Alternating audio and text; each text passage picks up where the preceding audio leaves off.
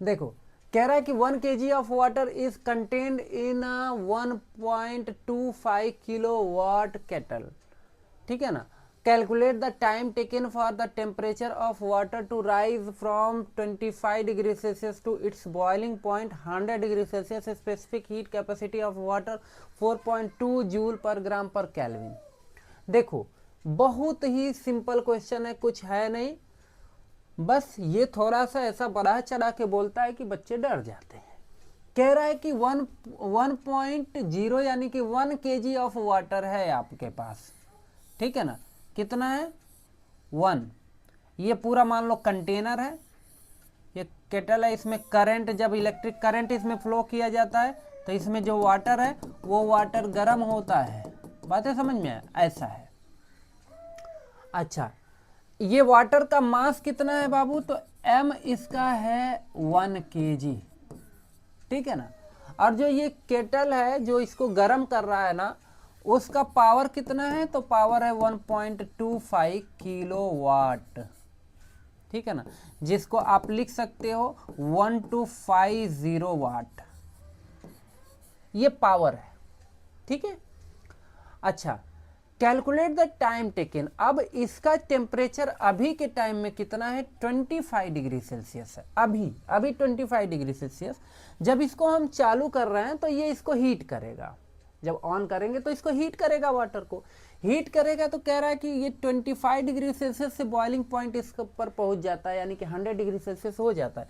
यानी कि delta T की अगर बात करें तो कितना हो जाएगा, 100 में से 25 को माइनस करेंगे तो delta T equals to finally आपको मिलेगा 75 डिग्री सेल्सियस, ठीक है ना, ये हो जाता है, ठीक है ना।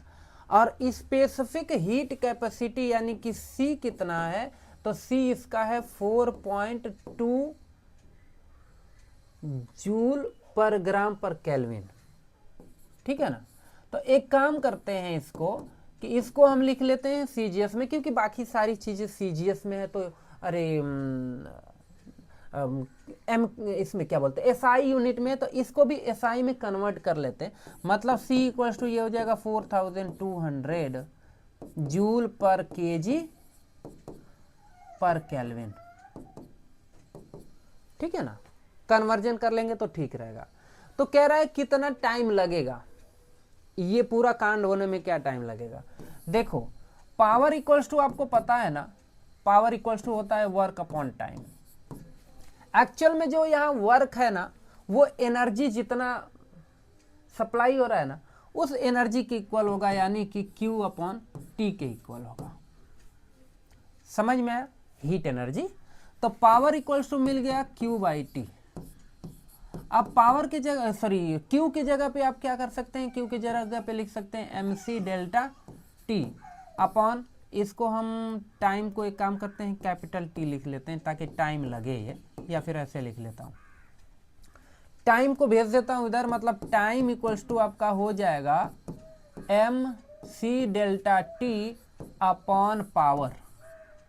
मास कितना है इसका 1 kg है, C कितना है 4200, डेल्टा टी कितना है 75, तो ये देखो हो जाएगा 75 अपॉन पावर कितना है, कितने पावर का एक केटल है, ये है 1250 यानी कि 1250 वाट, ठीक है।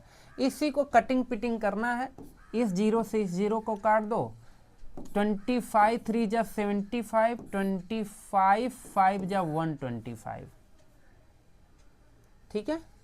इसके बाद ये मिल गया टाइम आपको 420 अपॉन 5, ये अब काटोगे तो ये हो जाएगा,